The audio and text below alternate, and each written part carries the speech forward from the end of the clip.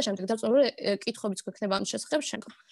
რატომ არის გაცვლითი პროგრამები კარგი? გარდა იმისა, რომ ღებულობს დიდ გამოცდილებას, ღებულობს დიდ ცოდნასაც და პირველ რიგში იძენთ საჭირო კონტაქტებს. რაც შეეხება კონკრეტულად გამოცდილებას, გამოცდილებას ღებულობთ როგორც ენის კუთხით, ასევე გიყალიბდებათ ის უნარჩვები, რომლებიც სხვა ეროვნების ადამიანთან არის კომუნიკაციისთვის საჭირო. გაცვლითი პროგრამების ძირითადი ეტაპები, როგორც სასწავლოსი, ასევე მოხალისეობის, მოიცავს აპლიკაციო ფორმის შევსებას, გასაუბრებას, საბოლოო შერჩევას და დოკუმენტაციის მომზადებას. ცალსაკე მინდა რომ ესენიც აგიხსნათ, იმიტომ რომ თქვენთვის უფრო მარტივი იქნება, შეიძლება არ გაქვთ ასე თუ ისე წარმოდგენა მათ შესახებ. სააპლიკაციო ფორმა არის ძალიან მარტივი, გებულობენ ზოგადად თქვენ შესახებ ინფორმაციას, რა საქმიანობთ. აი მაგალითად შეგიძლიათ მიუთითოთ ის მოხალისეობები, რომლებიც განხორციელებული გაქვთ და საკმაოდ დიდ დაინტერესებას გამოიწვევს ანუ გამგზავნილი ორგანიზაციის და მიმღები ორგანიზაციის მხრიდანაც, რადგან ძირითადად ითხოვენ ისეთ ახალგაზრდებს, რომლებსაც სხვადასხვა ტიპის გამოცდილება აქვთ ამ კუთხით. გასაუბრება თითქმის იგივე არის, რაც აპლიკაცია. ანუ იმ ყველაფერს, რასაც წერთ, უყვებით და აქ უკვე ამოწმებთ თქვენი სასაუბრო ინგლისურის ასე თუ ისე ცოდნასაც. უყვებით ძირითადად თქვენ შესახებ ისევ მოხალისეობრივი პროექტების შესახებ, რომლებიც განხორციელებული გაქვთ, ტრენინგების შესახებ, რომლებზეც დასწრებული ხართ, სემინარების და კონფერენციების შესახებ, ასევე თუ რაიმე კონკრეტულ გაცვლით პროგრამაზე მიდიხართ, ანუ კონკრეტული მიზნით, გეკითხებიან სხვადასხვა სიტუაციურ დაავლებებს ან მაგალითებს, რომლებიც არის ძალიან მარტივი და დარწმუნებული ვარ, არც ერთ თქვენგანს არ გაუჭირდება. საბოლოო შერჩევა, ანუ მიღებული კანდიდატებიდან არჩევენ დაახლოებით ზოგჯერ ქვეყნიდან 2-ს ან ზოგჯერ ქვეყნიდან 5-ს და 10-ს, რომლებსაც შემდგომ უკვე თვითონვე ის ორგანიზაციები, რომლებიც აგზავნიან, ეხმარებიან სხვადასხვა ტიპის დოკუმენტაციის მომზადებაში და დოკუმენტაციაში ძირითადად ითვლება ხელშეკრულება, რომლის მიხედვითაც აღყავხართ ორგანიზაციას და გაჰყავხართ საზღვარგარეთთან, თუ არა სრულწლოვანი ხართ, აუცილებლად გაახლავთ თანხმდები პირი, სრულწლოვანი რომელსაც აკეთებს მინდობილობას თქვენი მშობელი და ანუ თქვენს თავს ანდობს მათ, თუ ისეთ ქვეყანაში მიდიხართ, სადაც ვიზა არის საჭირო, კეთდება ვიზა და თუ არის ისეთ ქვეყანა, სადაც საჭირო არ არის ვიზა, მხოლოდ პასპორტის და ზოგიერთ შემთხვევაში ID ბარათის მოწესრიგება ხდება. ზოგადად სანამ ავირჩევთ გაცვლით პროგრამას, ვფიქრობ, აუცილებლად უნდა გქონდეთ წარმოდგენა თქვენი ინტერესების შესახებ, პირველ რიგში, ანუ გსურთ მიიღოთ განათლება საზღვარგარეთ თუ გსურთ მიიღოთ გამოცდილება უბრალოდ მოხალისეობის კუთხით, უნდა დაფიქრდეთ რა ტიპის შესაძლებლობები გაქვთ, იმიტომ რომ არის ზოგიერთი გაცვლითი პროგრამა, რომელსაც სჭირდება ინგლისური ენის მაღალი დონე და არის გაცვლითი პროგრამები, რომლებსაც სჭირდება ინგლისური ენის დაბალი დონე. ანუ თქვენი შესაძლებლობები უნდა განსაზღვროთ თავიდანვე კარგად. ასე უჭირდებათ რაღაც გარკვეული სახის ბიუჯეტი, ანუ არ აქვს მნიშვნელობა ეს სრულად დაფინანსებული იქნება თუ არა სრულად დაფინანსებული, იქიდან გამომდინარე, რომ დასაწყისში მაინც სახარჯო თანხა, რომლითაც უბრალოდ გადაადგილება დაიჭირებათ, ან რაიმე ნივთი მოგეწონებათ და ასე შემდეგ იჭირდებათ. ანუ ჯიბის ფული ნებისმიერ პროგრამაში იჭირდებათ და ეგეც კარგად უნდა განსაზღვროთ. არის ისეთი პროგრამები, რომლებიც ღირს 3000 ლარი, 4000 ლარი და არის პროგრამები, რომლებიც დაახლოებით 100 ან 200 ლარი გიждდებათ მხოლოდ, რადგან მხოლოდ სახარჯო თანხა მიგაქვთ. ხო, მინდა გაგიზიაროთ ის 5 ორგანიზაცია, რომელსაც ყავდი მე საზღვარგარეთ გაყვანილი და მინდა გითხრათ, რომ მათ ჩემი თავი როგორც წანა გითხარით 100%-ით ვანდე და ანალოგიურად ვფიქრობ თქვენს იმის შემდეგ, რაც გაიგებთ მათ შესახებ, 100%-ით ანდობთ თქვენს თავსაც და ვფიქრობ, რომ მოგეწონებათ ის პროგრამები, რომლებითაც მე საზღვარგარეთ ვიყავი.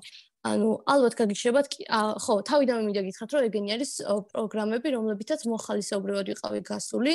ამ ეტაპზე სასწავლო პროგრამებზეც მოგაწოდებით ინფორმაციას, უბრალოდ მეც სწავლის პროცესში ვარ. ამ მიმართულებით და 100%-ით მეც არ ვარ ამ საკითხებში კომპეტენტური, თუმცა შემიძლია თქვენი კითხვების შესაბამისად გაგცეთ პასუხი და როგორც თუ 15-16 წელს ასაკის ახალგაზრდებით გვყავს, მათ ფლექსის და ბენჯამინ ფრანკლინის გაცვლითი პროგრამის შესახებაც მივაწოდო ინფორმაცია. მოკლედ, პირველი 2 ორგანიზაცია, რომლის პროგრამითაც მე ვიყავი საზღვარგარეთ წასული არის რომელსაც ხედავთ ფოტოზე, ორგანიზაციები, ერთი არის Georgian Youth for Europe და მეორე Youth Center of Georgia. უკაცრავად მეორე პროგრამა არის ირლანდიის პროგრამა, რომელსაც ველოდები ჯერ წასული არ ვარ პანდემიის გამო 3 ქვეყნის ლოდინი მომიწია. ხო, მოკლედ, პირველი ორგანიზაციაც მოხალისეობრივად ახორციელებდა პროგრამას, უბრალოდ იყო მოკლევადიანი, ორკვირიანი პროგრამა იყო, არა 3 თვიანი და 1 წლიანი ან 10 თვიანი.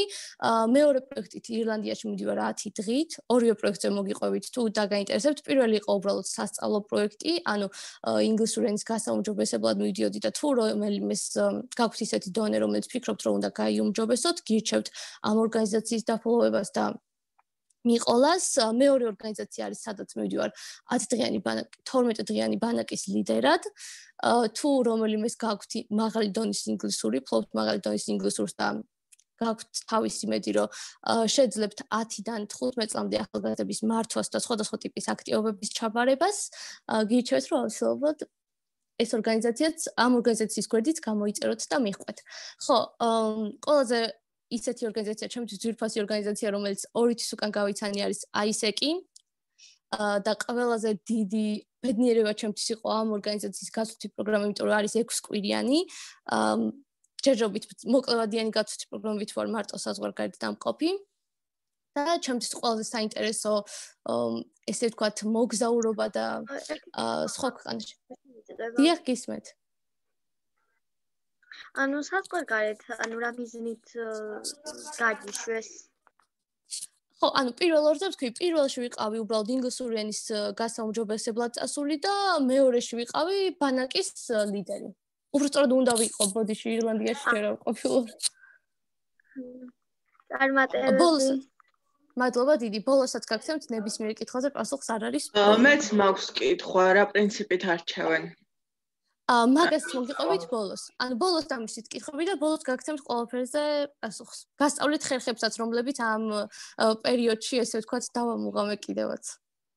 კარგი. ეხლა მოგიყვებით ამ 6 კვირიან პროგრამაზე, ანუ 18 წელს ზემოთ თუ რომელიმე ხართ, არის 6 კვირიანი მოხალისეობრივი პროექტი. 10-დან 18 წლამდე ახალგაზრდებს 6 კვირის განმავლობაში უწევთ ლიდერობას.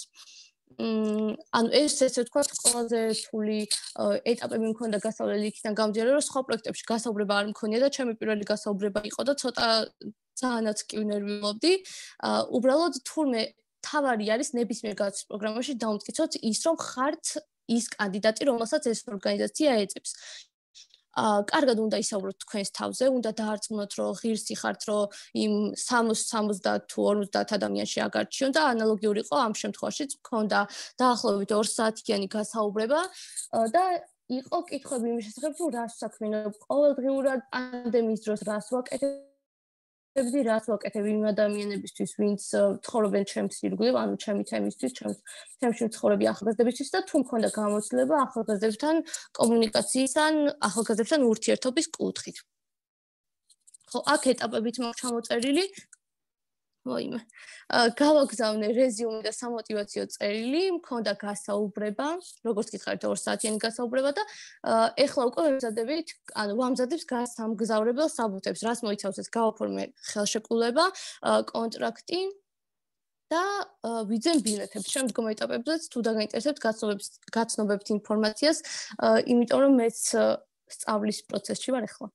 ხო, მოხალისეთა ჰაბია ეს ორგანიზაცია გასვლის პროგრამის კუთხით მხოლოდ არ მუშაობს, არის ორგანიზაცია, რომელიც სხვადასხვა საქმეებას ახორციელებს, უბრალოდ ისე აღმოჩნდა, რომ ჰქონდათ გამოცხადებული მოხალისეობრივი პროექტი საბერძნეთში, ზოგადი ანუ გამოცხადებული იყო იმ ადამიანებისთვის, ვისაც ჯერ კიდევ კარიერა არ ქონდა დაგეგმილი და არ იცოდა მომავალში რა უნდა ეკეთებინა და მაშინ როცა დავრეგისტრირდი არ ვიცოდი არც რის იკეთება მინდოდა და ამიტომ ძირითადად ტრენინგი იქნება იმის შესახებ თუ როგორ უნდა თქვენი მომავალი ცხოვრება და როგორ უნდა შეარჩიოთ ის საქმიანობა რომელიც გინდათ რომ აკეთოთ. და ბოლო არის BTC, რომელიც მეც ეხლა ხანს აღმოვაჩინე და წინა ტრენინგის ბავშვებს ვურჩე და აღმოჩნდა, რომ რამოდენიმე მათგანი შეარჩიეს მართლაც, ოღონდ პოლონეთის პროგრამაზე ონლაინ აქვს როგორც მოკლევადიანი, ანუ 2-დან 4 კვირამდე, არა 2-დან 6 კვირამდე პროექტები, ამასთანავე აქვს პროექტები 10 თვიანი და 12 თვიანი. ესეც არის მოხალისეობრივი პროექტები და ანალოგიური როგორც წინა რამოდენიმე იყო. აქვთ 14-დან 18 წლამდე და აქვთ 18-დან 29 წლამდე ახალგაზრდებისთვის. ახლა ხან მიღებდი ზუსტად BTC-ის 10 დღიან პროექტში მონაწილეობას. პოლონეთის პროექტი, ხო? ძალიან საინტერესო იყო და თუ ვცდით, ანუ ძალიან კარგი იქნება რა. ჩემი ხმა ეხლაც არ გესმით? არა მარია ისმის კი. არის მის ჩემი ხმა გესმით ახლა რაღაც კითხვა მინდოდა ანასთვის. კი, ხო, ანუ რაც მინდოდა მე ხო ეს იყო და ეხლა გისმენთ კითხვებს იქიდან გამომდინარე რომ მე ზუსტად არ ვიცოდი რა ინტერესები გქონდათ თქვენ და რაც წინა ახალგაზრდებს ჩავუტარე და ვუთხარი და გავაცანი ის მინდოდა იგივე მინდოდა რომ თქვენთვისაც მომეყოლა და ეხლა უკვე ველოდები თქვენ კითხვებს და ანუ არ არის არანაირი პრობლემა თუ მეცოდინება გაგცემთ პასუხს. კარგი. გაცვლით პროგრამებში მონაწილეობისთვის სულ ინგლისური ენა უნდა? ანუ არის ისეთი პროექტები, რომლებიც გათვლილი არის თქვენ ინგლისურის გაუმჯობესებაზე და არის ისეთი პროექტები, რომლებიც მოითხოვს მაღალი დონის ინგლისურს. ასე რომ თქვენ თავიდან, ანუ ნებისმიერ პროგრამას მითითებული აქვს სხვათა შორის ინგლისურის დონე და თავიდანვე უნდა განსაზღვროთ ის პროგრამა, რომელიც თქვენს ცოდნებს და შესაძლებლობებს ერგება. ერთ რაღაცას დავუმატებ კიდევ, როგორც მითხრეს, 3 წუთში ითიშებაო და იგივე ლინკზე დაბრუნდებით, ხო მიშო? კი, იგივე ლინკზე. კაც. გელოდებით ახლა კითხვებს ველოდები ისევ. უკაცრავად მე ორგანიზაცია რომელი იყო? მე ვერ ვნახე. ამ პრეზენტაციას მიშო შენ ხო გაქვს ყველას იმეილი? კი. ხო, როგორც კი გავთიშავ თქვენთან შეხვედრას, მაშინვე ამ პრეზენტაციას გავუგზავნი მიშოს და კიდევ მიშო დაგილინკავთ ჩემს Facebook-ს და ნებისმიერ დროს შეგიძლიათ მომწეროთ თუ რაიმე დაგაინტერესებთ, თუ რაიმეს ვერ გაიგებთ და ასე შემდეგ. შეკითხვა მაქვს თუ შეიძლება. ანუ თქვენ ვთქვით რომ ანუ ამარჩესო ინგლისურის იმაზე, აი რა ტიპად, ანუ როგორ ირჩევენ ამ მონაწილეებს? ანუ რომელი ბანაკი ლიდერად სადაც მივდივარ უბრალოდ გაცვთი პროგრამა თუ სადაც მივდივარ როგორც წავედი უბრალოდ გაცვთი პროგრამა ეს უფრო ინტერესებს ხო ანუ სადაც ინგლისური ენის გასაუმჯობესებლად ვიყავით ხო კი მაგას გეკითხებით და რა რითი გირჩევდნენ ანუ რა იყო ორი პროექტი იყო ესეთი და ორივეში გქონდა დასაწერი მოკლედ ტესტი დაახლოებით 30 ტესტამდე იყო და იქ გებულობდნენ დონეს მონაწილეების და ამ მონაწილეებს ანაწილავდნენ ჯგუფების მიხედვით და როგორც ნებისმიერ სხვა გაცვით პროგრამაზე აქაც იყო პირველი სააპლიკაციო ფორმა შესავსები აი რაღაც სამოტივაციო წერის მსგავსად გქონდა დასაწერი რა შეიძლება, ანუ რაში გჭირდებოდა ინგლისური ენის გაუმჯობესება და რაში გამოიყენებდი ინგლისურ ენას. ამ სააპლიკაციო ფორმის მერე ქონდა გასაუბრება, იქაც თითქმის ანალოგიური კითხვები, ქონდა უბრალოდ გასაუბრება, იქაც თითქმის ანალოგიური კითხვები იყო კითხვა იმის შესახებ თუ რაში გამოიყენებდი ამ ცოდნას და იყო კითხვა იმის შესახებ თუ რაში მჭირდებოდა ეს ცოდნა. ანუ ინგლისური ენის გაუმჯობესება გულისხმობს. მაგ რომელი პროგრამა იყო? საინტერესო პასუხი იყო, მადლობა ანა. ეს პროგრამა იყო პირველი ორგანიზაცია, რომელიც დაგილინკეთ. ანუ როგორც ვთქვით, ამ 5 ორგანიზაციას უნდა ადევნოთ თვალი. ნებისმიერი სახის პროგრამას დებენ, განსხვავებული სახის პროგრამებს. ეხლაც არ გესმით ჩემი ხმა? ისმის კი. ჩემთან ისმის. მადლობა პასუხისთვის, საინტერესო პასუხი იყო მართლაც. მადლობა პირიქით თქვენ. კიდევ თუ გაქვთ კითხვები, არ მოგერიდოთ ნებისმიერი სახის კითხვები. რომელ პროგრამებში მონაწილეობდით თქვენ? თუ ის ორგანიზაციები იყო, რომელიც თქვით?